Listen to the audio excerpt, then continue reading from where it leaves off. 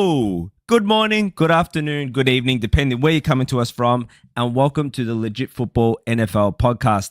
I am personally coming to you from 11:55 in the AM, and if you hear my voice, and if you haven't already turned us off, it's because you know that our host, our fearless leader, Kevin Phillip Fox, is in the wind still, but he will be back. We've got another show going on Saturday. Kevin will be back for that show. I know everyone is hanging to hear him talk his heartbreak. I know I am, so I'll be there with him on Saturday, but he's not here today. But who is here today is much more important.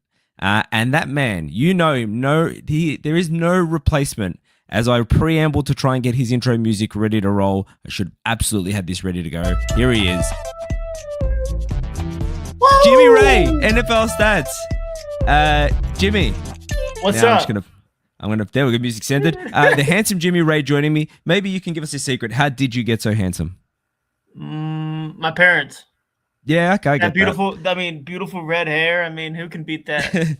I thought I'd put you on the spot with that question. You handled it like a pro. Yeah. There was no hesitation. In Australia? It's a thing, yeah. Actually, very, very Aussie. So, like, I'm Australian, but I'm European descent, so I'm Italian. Oh. And so if someone in Australia asks me what nationality you are, I say I'm Italian, which is weird because I was born here. But someone who's born in Australia, they're very fair-skinned, blonde, red hair. It happens a lot. Sweet. Hitting My the place big to issues be. I here. need to come visit, man. Yeah, you know what? Whenever you guys come, I don't live in the city. I'm in the suburbs. It's kind of different because obviously it's not like the US where we've got 7 major cities across the whole country. But there's always a place for you guys here in my heart and in my house. Sweet. Just like a 20-hour flight. I don't know how long it is. Is it longer than that? Yeah, probably. Look, between connecting and that, it took us to get to Italy, which is a bit of a hop and skip for you guys. It took us 17 hours of flying. Jeez. Not including the stopover, yeah. Yeah, it's probably even longer than that thing, yeah. Look, there's some benefits to being in Australia, but, easy travel's not one of them. Anyway, we must talk football. So let's start first. Of course, we're brought to you by legitfootball.com. So if you're not yet subscribed, go to legitfootball.com. It's a daily newsletter. You get your football news succinct, easy, and it comes to your inbox daily. If you don't do it, it's kind of like, what are you doing? Like, at some point, just send out carrier pigeons and hope that some good news comes back, because otherwise, I kind of don't know what you're doing. I don't know what you're doing. I get them in my work email, surprisingly enough. So I'm always it's always like my distraction from work every now and then is legit football. Just reading through the headlines a little bit, reminding myself what's going on. It's awesome. And then I might just reread it, because that's how good it is. No, now I sound like a company man, but I just really keep it in my to-do box on work, and I'm like every couple hours I'll just forget about work for a little bit, just hopefully everybody else here is not doing, but you know how it is. We do. Chat's already gone, so Titan Maximum before we jumped on, so appreciate you, man. We will talk the Bills in a sec. And Armand, new name, new profile. I feel like that profile means he's given up entirely on the Jets. Is that Shane? Is that like an actual hockey player? That looks like Shane Gillis from afar. It does actually kind of look like him, but I have no idea with hockey. It's just not my sport. I don't know. I don't know hockey either. This is a football podcast. That's what it's called. Don't forget that. Yeah. So even though we are, how far in are we? We are 4:26 in, and we haven't spoken a single minute of it. But let's talk it now.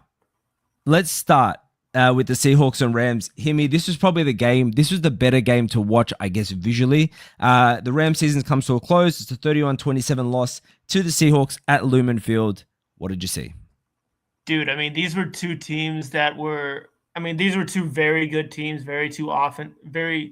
two very good offenses, I felt like. And yeah, you're right in the terms of we needed a game like this after that beautiful Broncos Patriots game. After that first slate there was tough to watch. But going into the Rams Seahawks, I think it was probably one of the most hyped, I wouldn't say overhyped, but hyped football matchups we've had in quite some time, especially in terms of the playoffs, because we had the stat I mentioned last week with the Rams and Seahawks.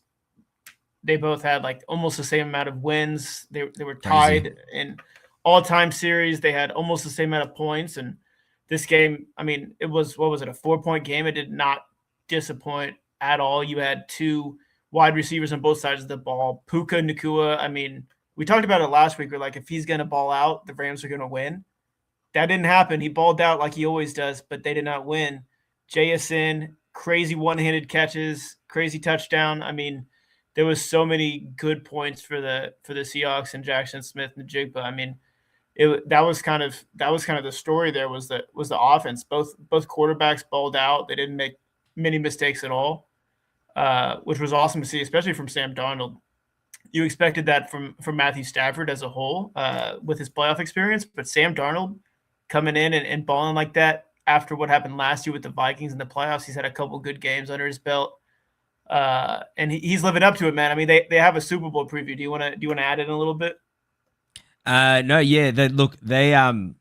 I will say, I will agree with everything you said there about the offense. I think it was awesome. I want to start talking about Darnold because we can kind of deep dive a bit. We've only got 2 games to talk about, which is nice, and some coaches. Darnold played awesome in this game. He kind of shrugged off a lot of those, the seeing ghost narrative and all that. Mike McDonald, after the game, said, I'm reading a quote here, he shut a lot of people up tonight, so I'm happy for him, which, and he said, you can't talk about this game without talking about our quarterback.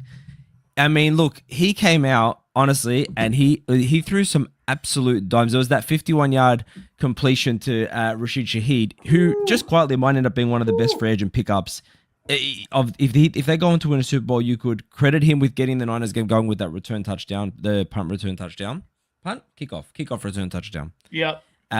A 51-yard completion that sets up the first TD for the Seahawks. Like, he's been all over the place making plays, and Darnold was just throwing dimes, man. There was, we talked about this in the preview, how you might get that game where they force interceptions and he starts messing up and he starts being shaky and he needs the defense to carry him through.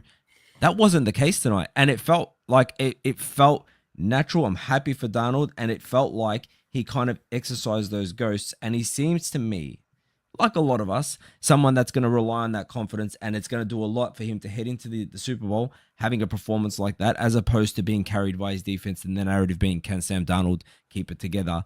That's kind of all swung now, right? Yeah. I mean, at this point, once you make a Super Bowl and you're the first quarterback in the 2018 draft out of Baker Mayfield, Lamar, Josh Allen, and then you got little Sam Darnold, the Jets, shout out the Jets, shout out Armand here. I'm sure he's excited to see. I would love to know his thoughts on Sam Darnold making a Super Bowl. I'm sure he's happy for him. I feel like as a Jets fan, he likes Sam Darnold probably more because at this point it's the Jets' fault. You know what I mean? Yeah, I think in some ways, obviously. Yeah, I think if you're a Jets fan, you've got to be happy. Like, we've all had players leave our teams and go somewhere and be great, but if you're a Jets fan, it seems like they're so salty at the organization, and rightfully so. You're kind of happy to see Sam Darnold go out and be great. And again, the other thing I'll say as well before we get more into the game is we tend to, myself included, make too much of, a bad year, even 2 bad years. And I think over the last couple of years, we've had these situations like Sam Darnold's one of them. Ryan Tannehill was another one where you go somewhere else and all of a sudden you revive your career. There's one more really obvious one that I can't think of now. And Daniel Jones. That's who I'm thinking of. Your boy. So like, coaching makes such a massive difference. You got, like, if you think about tiered coaches, there's a fairly big bell curve, and in the middle, they don't really do anything. You're good, you play good. You're bad, you play bad, and that's how it is. And then there's the top tier where, your Shanahan's, where you'll turn a Brock Purdy into a potential Super Bowl winner, potential. And then you've got bad coaches like the Jets that will just take a gifted player and they'll drive his confidence into the ground and they'll put the wrong pieces around him and his coaches won't instill in him. And it almost happened to Caleb Williams where they weren't even telling him which tape to watch. And the impact that can have on a player is just massive. So I'm really happy to see Darnold come out the other side and not be, a walking, talking joke. Yeah, I was just going to say, Sam Darnold's the best. That offense as a whole is just on a rhythm, I feel like. I know they lost Zach Charbonnet in the divisional round, but they were able to come in. I forget the rookie's name, the running back that kind of came in. He was number 36. I was like, is that generic brand like Charbonnet going out there and making plays? But he was going out there. Kenneth Walker, man. He's really stepped up compared to what he was doing in the regular season or like previously with the talk about him. He's had 4 touchdowns in 2 games, and he made a couple catches towards the end of the game. He made a couple runs. Their rushing game as well was pretty rhythmic as well compared to the Rams, and I feel like that was potentially a difference maker when you have Puka Nacua just catching every single ball that comes to him. And JSN, every target he gets, he's going to make a play. And Rashid Shaheed, he's if they win the Super Bowl, you'll go back and be like, what was one of the best midseason trades? And I think Rashid Shaheed will be an underrated pick in like 5 years when people are talking about it. 100%. And even in the Niners game, I can't remember, there was a stat that all 3 takeaways came from players that were signed in that weren't drafted, that were signed in free agency or on waiver. So I agree with you. DeMarcus Lawrence falling out, yeah. Yeah, moving over to the Rams. Now this didn't get much flack, and we're going to talk about 4th down decisions in a second. Sean McVay goes for it, 4th and 4, down 4 points with 5 minutes to go. They don't get it. They don't get the ball back till something like 29 seconds to go. So I'll start there. What did you think of the decision? I think you do it. I think you go for it. I mean, they needed a touchdown to win the game, and you don't know what's going to happen. And you know, if you go for it and you get it, you win the game. If you don't get it, something like that happens. But like, if you kicked a field goal, the same thing was potentially going to happen to where they need to get into field goal range. You know what I mean? So even in hindsight, I feel like it's still like a decent call based off of what happened. Yeah, I agree with you. What I'll say is I do agree with you on this. I think he should have gone for it. And I think had he got it, it'd be Sean McVay, hanging them onions out there to get the points when he needs it. Now, the Packers ever done something like that? Nah, Matt LaFleur. Down 8, few minutes left, kick a field goal. No, look, Matt LaFleur tends to go for it on 4th a lot until the game's on the line. That's when he gets real conservative when we're in front, which a lot of coaches do, but he tends to shrivel up a lot more. Like he's when you walk into the ocean in the middle of winter kind of shrivel when the game's don't talk about winter right now. We got 10 inches of snow outside. It's negative 20 degrees every day. I'm losing it, man. They're icing me out here. I have to do this. I have to Google it. We are currently 91 degrees. I never know the conversion, but it's a beautiful summer's day. What do you mean you're 91 degrees? It's 91 degrees. Oh, you're Celsius. What? Celsius? We're Celsius. No. We're 33 Celsius, which is 91 Fahrenheit. Okay. I mean, if you guys, if you guys caught up to the rest of the world and stopped using the imperial system, that would be fantastic. But until then, I have to Google the conversion. That's above my pay grade, man. I don't know what to tell you. But unrightfully so. All right, so a couple other things before we move on from this game. Nakua, as you mentioned, went off. That 4th and 1 scramble from Stafford, that was awesome. I feel like that kind of rallied the team. And at that point, I thought they were going to get it done, but they didn't. And that sucks. Slow motion, yeah. Yeah, and that sucks for me, and that sucks for you because I feel like we want good football. Not that the Seahawks won't give it, but that sucks for no one more than Davante Adams, who I love. I'm going to play a short clip here from his presser. This was directly after the game because I need to pay this guy some love because I love him so much. So hold that thought. Heartbreak. It's tough. It's tough to talk, honestly. How would you describe how Matthew and the offense played today?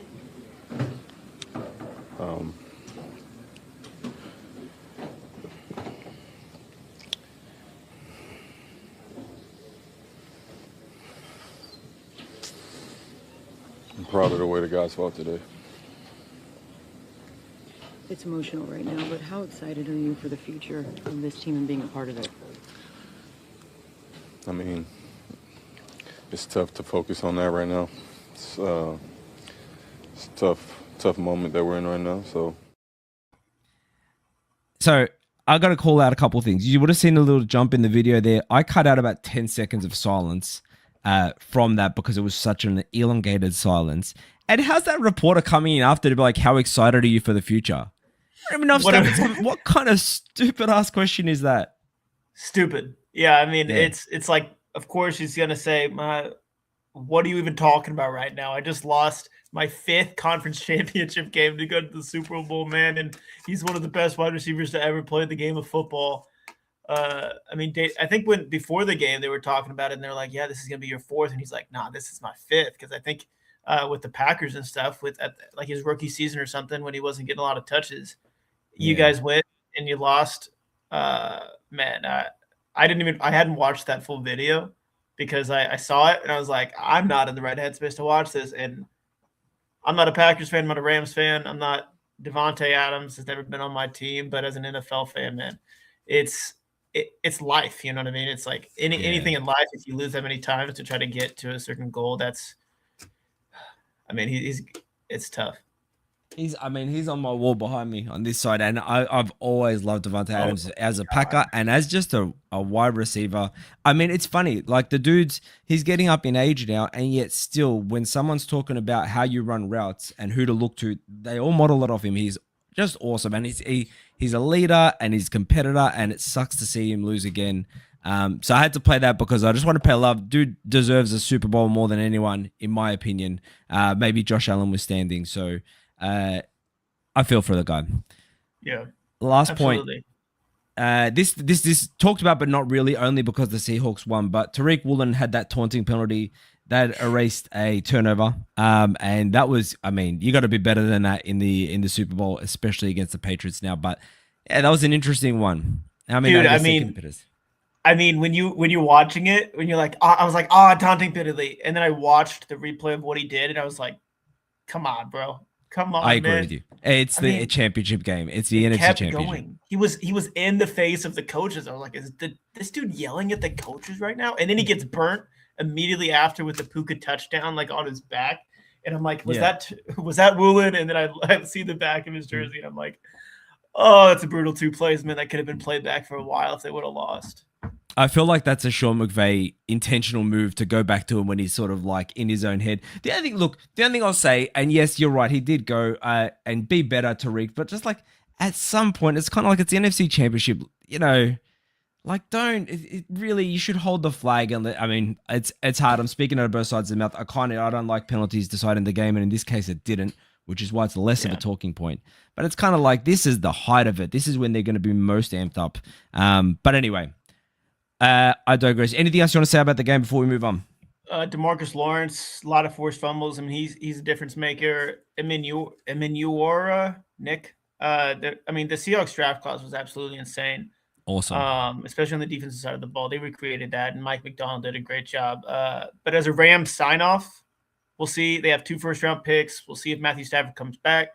As an NFL fan, you should hope so. But if Matt Stafford's back, they'll be right in the mix next year for sure. And Devontae Adams, Godspeed, my friend.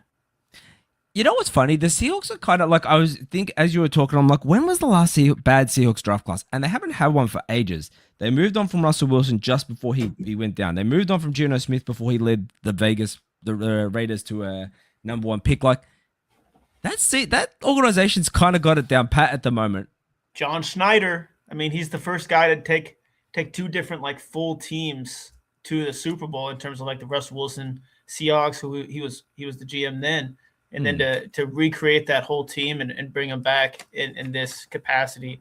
The fact that they kept him just shows the patience that they have, and then his just ability to draft and recreate teams. It's been a little while, but they're back. Doesn't get the love Howie does. Doesn't get the love Howie does, and he probably should.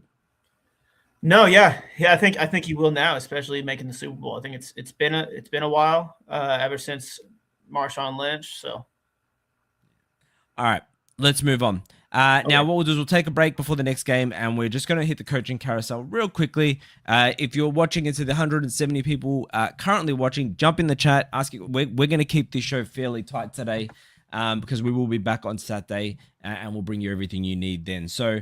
I'll go through a couple head coach hires here. I don't think any of these are the ones we've hit since our last show. And then we can just hit whichever ones you feel you want to talk about. And I'll do the same. So, I'll say breaking news real quick. I have breaking news. Go for it. Is it the Packers? OC? No. Tell me. No, it's the Falcons. They're officially signing Ian Cunningham From the to Browns? be their new GM. Oh, sorry, GM. Wow. Oh, that's right, because I actually forgot that they got rid of their GM, funny enough. Well, that's an interesting marriage between Kevin Stefanski. Thoughts? Yeah, it's the Bears. Ian Cunningham, he's been in for a couple of interviews, and he's been interviewed for quite some time. So, obviously, as an assistant GM, it's like he's not a lot of what he's talked about. So I'd have to look back on his history a little bit and see where he's been, see what differences make. But the Bears have been good. So I think it's probably going to be a good fit. I think it's been in the works for a while. Yeah, look, you can't fault the Bears draft strategy and what Ryan Poles has done there. I feel like it gets a bit too flowery for a lack of success, but look, that's I'm not. It's not the hater in me. I'm going to stop taking the L and say it's the hater in me. The Bears get too much credit, but look, You did say they were going I to be under 500 next year, and didn't I you? stand by every. I Okay. can't wait to clip that next year. Oh my god, I'm gonna the amount of victory laps. But I'll I send you will some say, Australian dollars for lunch Yeah. if you get it there's, right. there's very few things Ryan Poles has done that have been head scratching. So to have someone learn under him and come over, the Falcons are sneaky. I'm going to throw this out there. They're already my sneaky offseason darling team. If Kevin doesn't take them, which I feel like he might. I'm just going to keep taking the Jaguars. I can't Hmm. anymore. Who can I take? I don't know. I guess I You could need take the someone Colts. They No, kind I'm of not made taking the. the Colts. You could take the Colts. I'm not You going could do to, a Hannibal rip the shirt off moment. Yeah, that worked out so well for him. Yeah, the Giants. Speaking of the Giants taking your shirt off, can we roll back that Great clip? pick. Can we post that clip again on YouTube? We should have it. Next time we got him on the show, I'm going to while he's in the middle of talking, I'm just going to cut that clip straight in. All right, so Buffalo promote Joey Brady to be their new head coach. Cleveland take on former Ravens OC Todd Monken. Mike McCarthy heads home to Pittsburgh, home as in he's literally where he was born. Jesse Minter hired as Baltimore's head coach. Jeff Hafley, we talked about him with Miami. Robert Saleh, we talked about him. Tennessee, I think we did. Yeah. Stefanski to Atlanta and Harbaugh to New York, which we definitely talked about. So, I mean, look, let's hit Buffalo first. This felt like a weird one. I know that Joe Brady's revered in the building, and it feels like maybe this factored in there to the decision to get rid of McDermott without them being able to say it. Maybe it's Joe Brady would have ended up elsewhere. They didn't want that, so they didn't want to give McDermott a year to sort of wait and see. That feels like what this might have been. Any thoughts for you on Joe Brady, the head coach? Can we start with Kevin? Is he dodging us since the Bills have lost? I don't think he's done a podcast, and we haven't talked trash about him yet since we started this. So I just wanted to say something about Kevin just to see if he watched this. And we know he never watches when I'm on. So I think Kevin doesn't watch when he's not on. Kevin is interested in seeing himself and not you or I. No, he's just busy, guys. Come on. He's a busy guy. He works hard, plays hard. No, Joe Brady, I mean, is having a guy in the building that Josh Allen trusts. You can't beat that. They obviously got the respect and opinion from Josh Allen, and I think we can agree that that is the right decision to have him involved with the hiring process and having somebody in the building. I don't think the Bills were like, we need a new guy in the building. I don't think that's the kind of team that they are. Okay, let's start with Titan Maximum if you want to bring that up. The Joe Brady hiring is uninspiring. Yeah, I mean, Let's bring it up on that I understand from the perspective that you're just doing the same thing. I think when you bring in, you're just upgrading, promoting a guy that's already in the building. I think there's talk about like the inspiration aspect of it being like at a minimum. I don't know if that makes sense. No, I get your point. I understand your point. I think you're right. It does feel like the lazy hire to just go in building because there's a lot out there, but there was already a lot gone. I just don't know. I agree with it being uninspired. Look, you want to keep the guy in the building, and you'd rather hire him as your head coach than lose him elsewhere. That's the way I think it's gone down. Mm-hmm. But this feels like a classic. If it doesn't turn, if they don't make the Super Bowl again next year, they're hiring someone new. Really? I feel like that's the way it's going to be. Okay, that'd be tough. Yeah, that'd be brutal. Well, I guess you're expecting. So you're saying that Sean McDermott is the guy that can get you here, and you need to get here. So they put Joe Brady in. He's already here, and he's already been here with his with this team. Like he's not like he's got to put the right pieces in place. But I also look. The other thing as well is, and I'm feeling this pain on the defensive side of the ball as a Packers fan, is you've got Joe Brady. You want to keep him in the building. You'd rather have your offensive play caller be your head coach so that you don't lose them the second that they have success. And so having your head coach be someone that is look, I don't know if I consider him an offensive mastermind, but having your head coach be someone that you see as a future head coach, you keep him there so they're in the building, if that makes any sense, as opposed to, okay, well, we'll get a new head coach, leave Joe Brady, and then he can get taken either this round or next. So I don't know. Look, I get both sides of the argument. It's kind of a wait and see. I personally think they should have kept Sean McDermott. No, I understand where you're coming from because the Ravens, it was on the defensive side of the ball, but they lost Mike McDonald to the Seahawks, and they obviously had Jesse Minter come in, but they lost their chance to promote from within when they could have gotten Mike McDonald last year. In hindsight, would that have worked out the same? who knows? But it's going to be the talk regardless of what happens, whether they win or whether they lose. There's always a narrative from that standpoint. I just wish the Bills would have hired Phil Rivers. I They mean, that would interviewed have him. been. I just Come feel on. like that the Phil Rivers thing is kind of like something we're going to look back on the history of the NFL and be like, what the hell happened in the 2025 season where Phil Rivers was chucking the ball with a beer gut and then interviewing for a head coach role out of high school coaching the following When week. he's a head coach in a couple years, who's to say? Look, you know what I'll say? Yeah, he handles a presser really well. He had everyone in that presser eating out of the palm of his hands as when he was playing, and a lot of players would have gotten more flack than him. So My high school boys are out there. You know, I don't even know what accent Phil Rivers has. he's I just started going to put his going entire a little family bit. in. Yeah, whatever. Let's move on. Cleveland hire Todd Monken. I'm going to very quickly just say this feels. Look, we talked about Todd Monken. It just feels like Cleveland shot themselves in the foot. Apparently, with all the pulling out candidates pulling out is the much better English way to say that. The reports were that Jim Schwartz was the reason that Jimmy Haslam was telling them to keep Jim Schwartz or forcing Jim Schwartz on them. Appreciate Jim Schwartz is a good DC, but it just feels like that like the Cleveland job, much like a Cowboys job, actually, to be fair, even the Colts job with this really, like involved owner. I just don't know an owner that's been involved that really has been useful. Let's say in the past 10 years. I'm not gonna rail Jerry Jones for his past endeavors with the Cowboys because he did well. But it's at some point you're kind of like he's the exception when he's in his earlier days, and a really involved owner doesn't do well for any organization. So I'm very curious to see how the Todd Monken hire turns out. Yeah, I mean, he has a lot of experience in both the college football world and the NFL world. He's turning 60 in like a week, I think. I mean, I don't keep track of birthdays, but I think I looked it up when I was tweeting out that he was getting hired. But yeah, I mean, he was kind of coveted in some ways with the Giants. I think he was probably going to go with the Giants under John Harbaugh, and I think Giants fans would have been thrilled about that.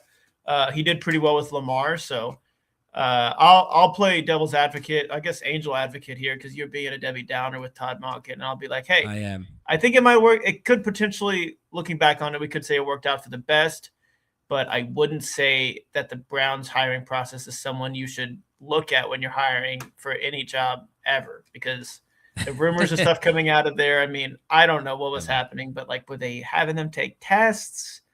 Don't even be a janitor in their building. Like if you're a janitor hiring for it, don't do anything. Yeah, don't, because they're probably going to make you take a test and make you work for like a week for free just to see if you get the job. Like if you're a dog walker and your route passes the Brown Stadium, just don't take it. You're setting yourself like you will trip and fall and break something. I mean, where else are you going to poop though?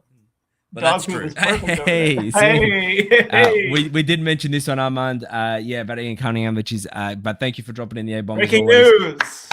All right, let's wrap this up. Type Maximum, I want to hear your thoughts on Robert Saleh staying if you can. Armand, while you're here, I'd love to get your thoughts on Aaron Glenn staying on as coach. They sent their OC out the door. That's 9 of his assistants now gone. So very curious. I know you said you've given up, but I still know you're plugged in. So throw in some comments. Let's move on. Can I rant for a second? Yeah, go. Let me take that off. I just want to say Bill Belichick not making the Hall of Fame as a first ballot Hall of Famer. It's one of the craziest things I think I've ever seen since I started watching and talking about football. I mean, that's absolutely absurd, and the Hall of Fame will be looked at very carefully on how they're going to differentiate how they're voting in this thing, because I understand voting for like the senior people that like have been there a while, but there's a reason they've been there a while, you know what I mean? So Bill Belichick should be in the Hall of Fame right now. And I'm a Colts fan. I don't care, but like whoever didn't vote for him, you should have voted Ridiculous. for him. Yeah. In fact, you've inspired me. Next show, there is going to be a segment, and I've got to work this out because I literally just came with this in my head. There is going to be a top 10 list of things that should, how do I phrase this? It's going to be things that should have happened before Bill Belichick got knocked off the first ballot Hall of Famer. And it is, anyway, I'm just working on the fly here, but that's coming. All right. Patriots Broncos. So this started as a sunny affair, ended in a blizzard, 10-7 slobber knocker, and the Patriots. Wow. The Patriots and the Broncos, their second loss at Mile High Stadium. They send them to Cancun. They're going back to yet another Super Bowl. I'll kick this one off and just thank the football gods. Thank the football gods that the Patriots are back in the Super Bowl because it has been too long. I mean, do you know that there's 6-year-olds out there who have never seen their Patriots in the Super Bowl? Who goes that long suffering, then now has another generational QB? Finally, thank you, football gods, for bringing the Pats back to us. Slash sarcasm off. But I almost did a spit take with my beautiful green tea here. I had it in my mouth and I was like, what is he saying? And then I was like, almost green and broke my laptop.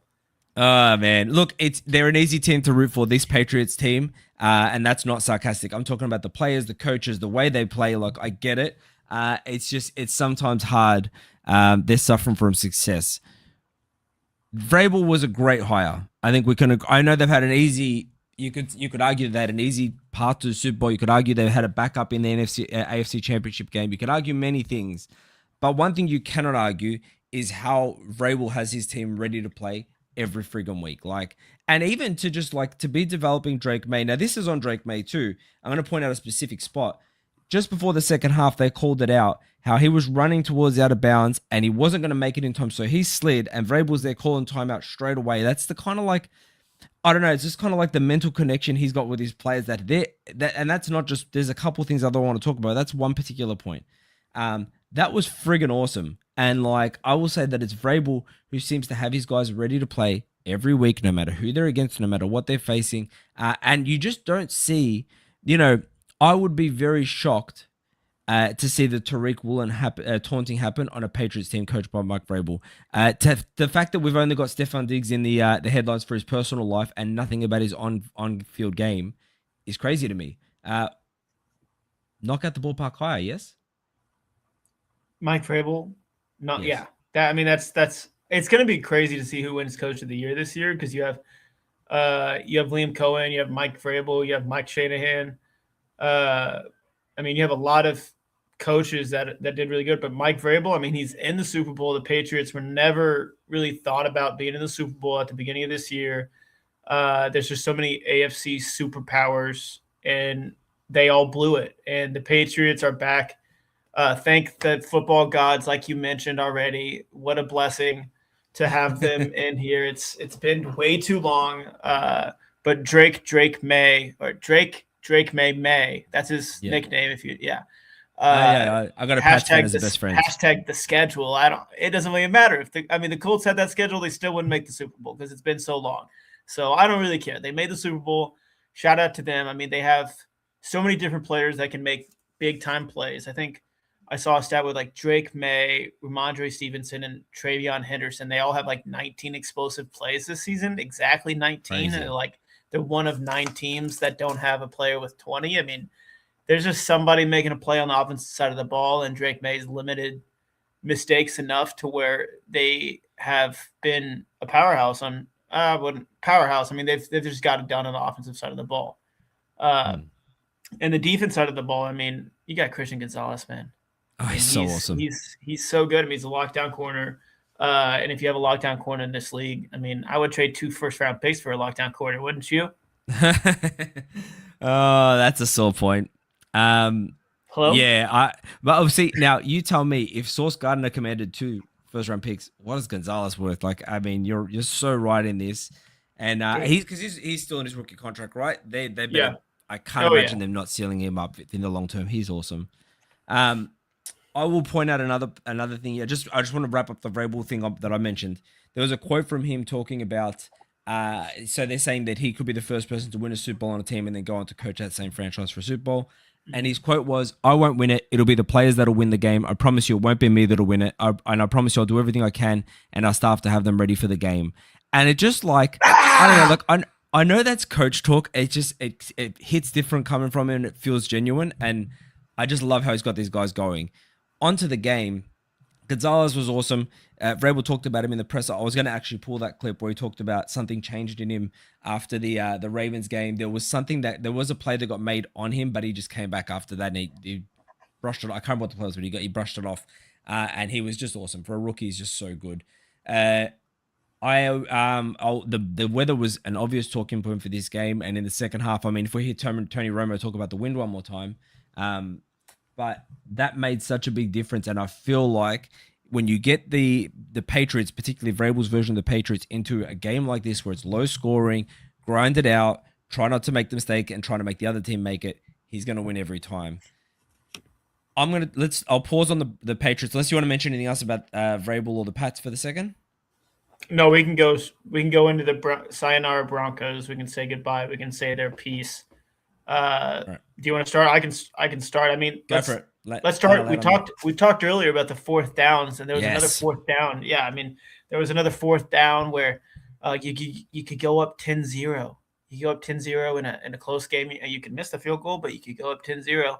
And that fourth and 1? I mean, it was a close fourth down, and I think they put Jared Stidham out to the left, and they just didn't get the ball to anybody, man. I don't know what that play call was exactly, but putting the ball in Stidham's hands when there's a lot of ways to go, it was an interesting move there. He had that bomb a little bit before to Mims, I believe. That was exciting, but after that, their offense just stalled, man. I mean, they didn't score anything. Obviously, it was weather related to a certain extent. Did they know the weather? I mean, there's so much conversation about this fourth down. In real time, I was like, take the points. But in hindsight, I'm still take the points. I mean, so I don't know, man. I got to disagree with you. I'm going to push back on this. Okay. Because you're 7-0 up at this point. Now you go for it. I appreciate in hindsight it looks bad because it ended in a 10-7 game, but the weather would seem like as a surprise to the teams as anyone else. And Peyton, like, you know, sometimes he's going to be Peyton. He's going to be aggressive. He's the master of the screen game. It was an interesting play call, but I think he does those things where he's like, everyone thinks I'm going to go right, so I go left. And sometimes he thinks he's the smartest guy in the room, and sometimes it pays off, and sometimes it doesn't. But I get it, man. It's the AFC Championship game. You're playing a team who's got a really strong defense. Try and put them away. You still got the lead. You give up the ball now. There was a mistake that led to the only Patriots touchdown. Otherwise, this could have very easily been a 7-3 game. So I agree with him. Look, I'm an always go for it kind of guy, and I do like not to bring it back to my Packers, but I do like Matt LaFleur's approach to that when we're not way in front of the game, because then he just decides not to. But at the start of the game, he always goes for it, and I like it. And I love it, Dan Campbell, and I like, I'm not going to say, God, this turns my stomach. I like Ben Johnson's approach. I don't like him at all. But I agree. You like him. You like him. Do not. You know what? Because I said this to Ant. I love Dan Campbell from day one. From his kneecap biting speech, loved him. And so I'm not going to take any flack about being a hater here about the Bears. I just don't like Ben Johnson. I don't like the way he carries himself. So you're right. Stidham came out with a 52-yard pass to Marvin Mims. That was his first pass since 2023, and he seemed like as the game went on, that was his. They went 3 and out first, and then that was in the second drive. He seemed to get more confident as he went on, and then right as he sort of felt like he might be hitting a bit of a stride, the weather rolled in. We've got a little bit of a little video here about the weather, I believe. Hold that thought. How bad did the conditions get as the second half went along? How bad did it get? And at what point did you realize it was going to be that kind of game? And well, I mean, I would say halfway through the third quarter. You know, I think when we got that field goal, and again, wished it would have been able to be a touchdown, but it wasn't. And then, you know, it just kept getting worse and worse and worse. And our defense was playing really good, and we were able to do just enough offensively to give them a break. And you know, even kicking the football and the operation, and I mean that stuff is things that you can't really replicate back home. So I think, like, obviously the weather played a major part in this, but it was still, for me anyway, an entertaining game. I enjoyed it. I feel like had the weather not turned, we might have seen a different outcome, because it did feel like Stiddy, as he is affectionately referred to by the coaching staff, was starting to find his groove a little bit and starting to get a bit more comfortable. But yeah, it is what it is, and it went the way it went, and the Patriots are back in the Super Bowl, much to the NFL community's chagrin. Anything else to add on this game?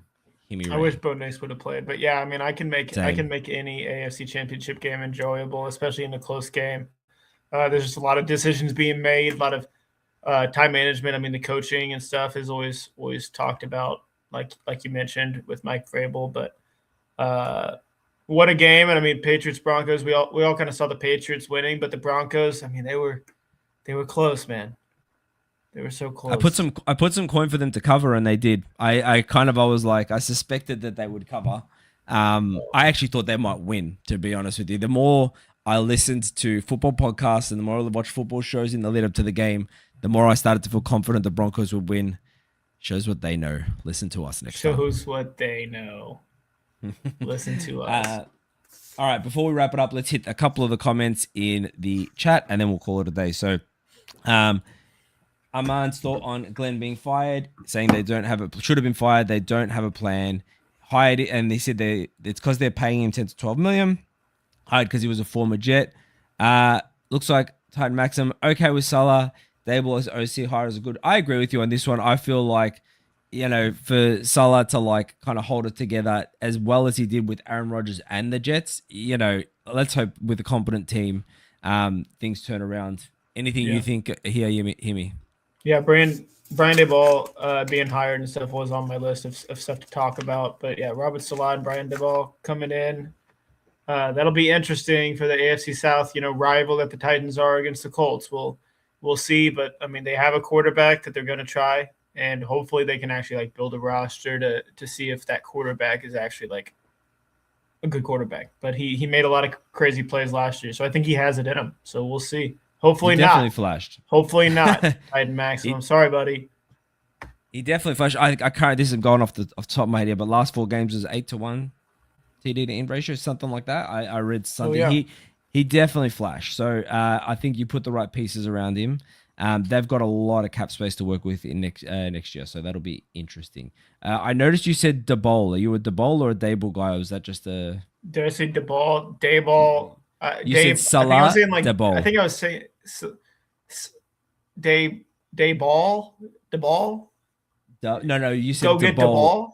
Yeah, you gave Daboll about Brian Daboll, which is now his name. Let's spend the Daboll. next 43 minutes on the linguistics of pronouncing name. What do you reckon?